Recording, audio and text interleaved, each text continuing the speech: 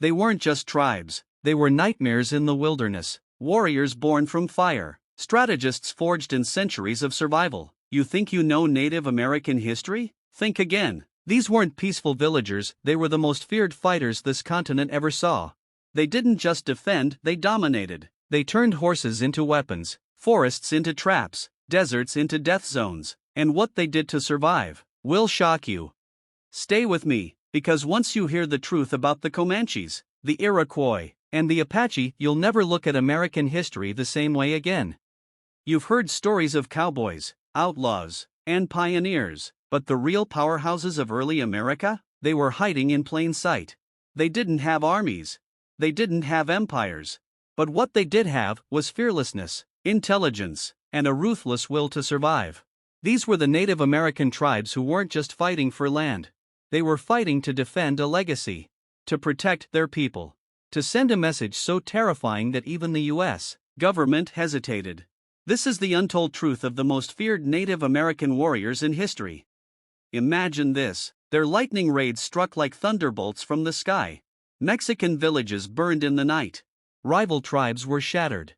American forts fell silent. Their strategy was unmatched, their brutality legendary.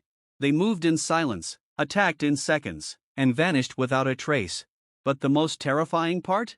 You're standing on the edge of the American frontier. The sun beats down. The land stretches flat and endless, quiet except for the whispering wind. Then you hear it. A faint rumble. Low, distant, almost like thunder, but the sky is clear. You freeze. Then, from the horizon, they appear, hundreds of warriors, riding as one, moving faster than anything you've ever seen. No banners, no warning, just death on horseback. Comanches. They didn't just ride horses, they became one with them. To the Comanche, a horse wasn't a tool, it was a weapon, a companion, an extension of their soul. By age 6, a Comanche child could ride bareback through uneven plains. By 10, they were firing arrows at full gallop with pinpoint accuracy. They didn't need saddles, they didn't need reins, they needed only speed and instinct. When they first acquired horses from the Spanish in the late 1600s, the world changed. The Comanches didn't just adapt to the horse. They redefined warfare with it. They became the most feared mounted warriors in North America. No tribe rode like them. No army fought like them. And no one challenged them without bloodshed. They came to be known as the Lords of the Southern Plains. And they earned that title through fire, steel, and fear. Their tactics. Comanche warriors could hang off the side of their horse, using the animal's body as a living shield. With one hand, they held the reins, or sometimes nothing at all. With the other, they fired arrows, muskets, or threw spears underneath the horse's neck while riding full speed. It was like watching shadows fight. Like spirits flying across the land, untouched by bullets. They were ghosts on horseback. And you didn't see them until it was too late. Their dominance wasn't just military, it was psychological. Settlers told stories of Comanche raids that kept entire regions in terror for decades. Children were taken, towns were razed, warriors left nothing but smoke and silence behind them. Even the Texas Rangers, formed specifically to fight them, were cautious, often afraid of facing the Comanches in open battle. One veteran ranger put it simply: you don't fight the Comanche, you try to survive the Comanche. But who were these riders, really? The Comanche were more than just warriors, they were a culture built on motion, freedom, and resistance. They didn't build cities. They didn't raise monuments. Their empire wasn't carved in stone, it was carved in motion. Their home? The vast plains of modern-day Texas, Oklahoma, and New Mexico. Their lifestyle? Nomadic, fierce, proud. They lived with the land, not against it. They followed the buffalo. They moved with the seasons. They answered to no flag, no nation, no crown. And when outsiders came, Spanish, Mexican, or American, they didn't ask for peace. They took what was theirs. And they defended it without hesitation. But power comes at a cost. As the 1800s wore on, disease, colonization, and an unrelenting wave of American expansion began to chip away at the Comanche world. Their horses, once unmatched, faced revolvers and rifles. Their raiding grounds became settlements. Their open plains became fences, roads, railroads. And slowly, the lords of the plains began to fall. Their greatest war chief, Quanah Parker, would eventually lead the last band of free Comanches. He fought with fury. He negotiated with wisdom. And in time, he would stand between two worlds, the old way and the new. But before surrender came, the Comanches left their mark on history. A mark of fire, blood, and unstoppable will. They were not just another tribe. They were a force of nature. They were the storm on the horizon, the terror in the night, the warriors who rewrote the rules of war. And to this day, the wind still whispers their name across the plains. Comanche. They were not conquered easily. They were not forgotten. They remain lords of the plains. Imagine a world before America. Before cities, before states, before the Constitution, there was the Iroquois Confederacy. Not just a tribe, a system, a union, a political, cultural, and military alliance that would influence the very foundations of modern democracy. These weren't warriors driven by chaos. They were strategists, planners, and diplomats, masters of psychological warfare, and perhaps more importantly, masters of unity. The Iroquois, or Haudenosaunee, meaning people of the Longhouse, were made up of 6 powerful nations: Mohawk, Oneida, Onondaga, Cayuga, Seneca, Tuscarora. Together, they formed a coalition unlike anything the Americas had ever seen. They didn't conquer each other. They joined together, bound by a great law of peace that settled blood feuds and created a system of governance far ahead of its time. A council. Each nation had a voice. Leaders were chosen by clan mothers. Yes, women held power, long before the idea took root in Europe. Their unity was their strength. But their mind games? That's what made them feared. The Iroquois were not just warriors, they were psychological masters. They knew that fear was a weapon, and they used it well. They didn't charge blindly into battle, they calculated every move. They could manipulate alliances, turn tribes against each other, and control the battlefield without even drawing a blade. And when war did come, they fought with precision, with discipline. They used cover, terrain, and silence. They moved through forests like ghosts. Their war cries echoed like thunder from the trees, and then, nothing. They would strike, and vanish. One of their most famous tactics? The morning war. If an Iroquois family lost a loved one, warriors would launch a raid, not for territory, not for revenge, but to capture enemies and bring them back alive. Once home, the captives might be adopted into the clan, replacing the lost family member. In some cases, they were treated better than kin. But if the grief was deep enough, the captives were tortured slowly, publicly, and deliberately. Why? Because the Iroquois believed in emotional control. The person being tortured was expected to sing songs, laugh, and show no fear to prove they were strong in spirit. To the Iroquois, this wasn't cruelty. It was ritual psychology. A game of nerves. A test of willpower. Even their enemies respected it. Even Europeans were unnerved by it. French and British colonists couldn't understand it and feared it. Because you couldn't outmatch people who weren't afraid to die. But the Iroquois weren't just warriors. They were nation builders. They created roads. They held councils that lasted for days, even weeks. They used wampum belts, beautiful beaded strands, not as currency, but as records of law and memory.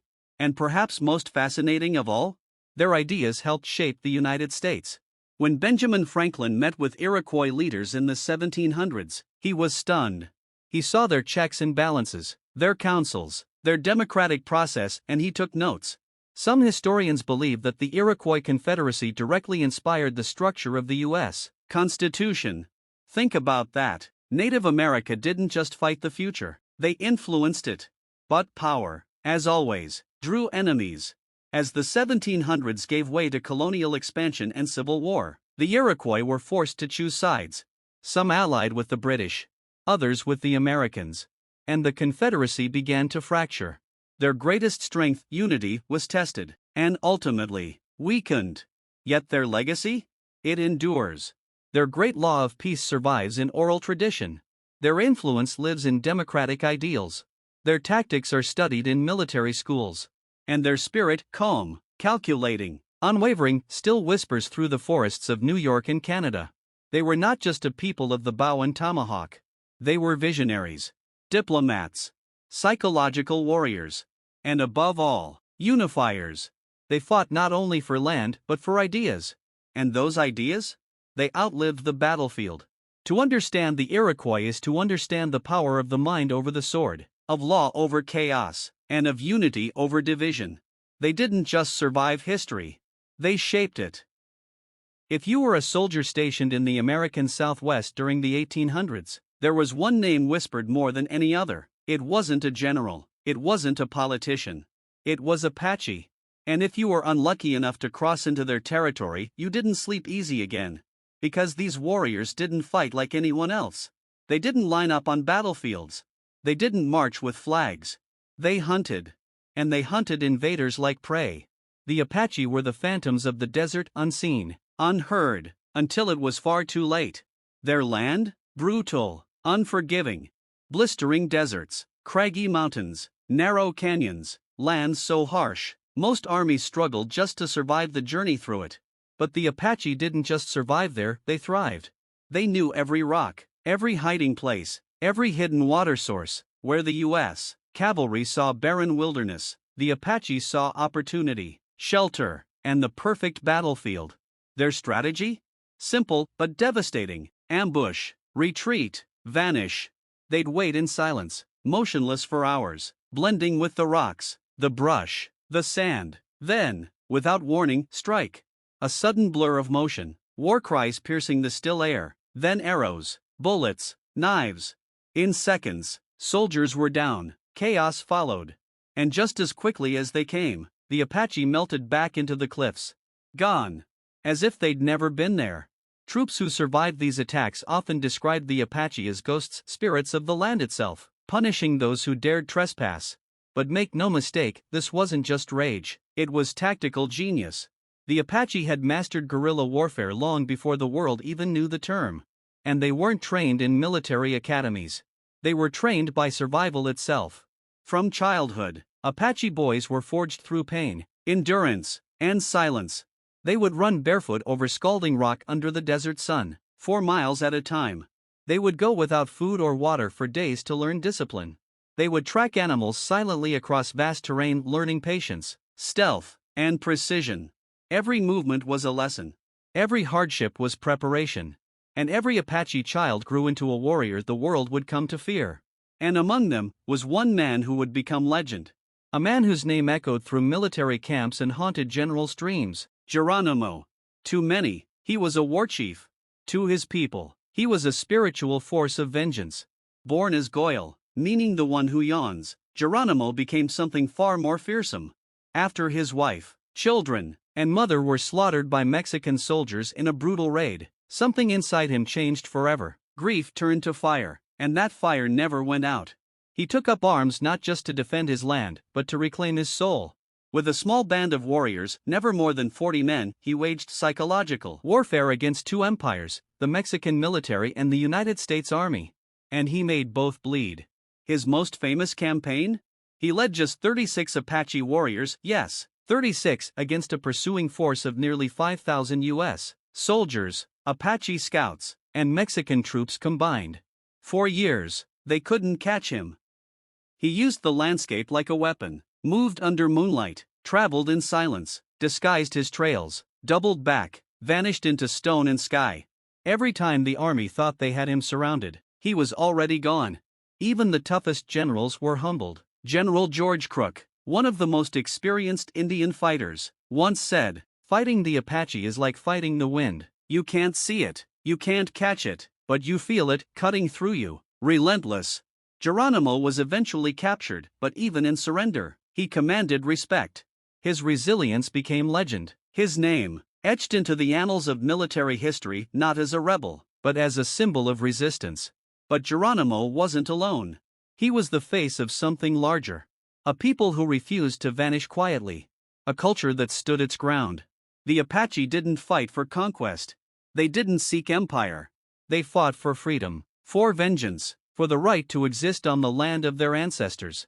And they made the greatest military powers of the 19th century tremble. Today, echoes of the Apache still whisper through those canyons. Stories passed down, tracks still hidden. Pride that never faded. They were never just warriors. They were ghosts of the desert, and their spirits still rides the wind.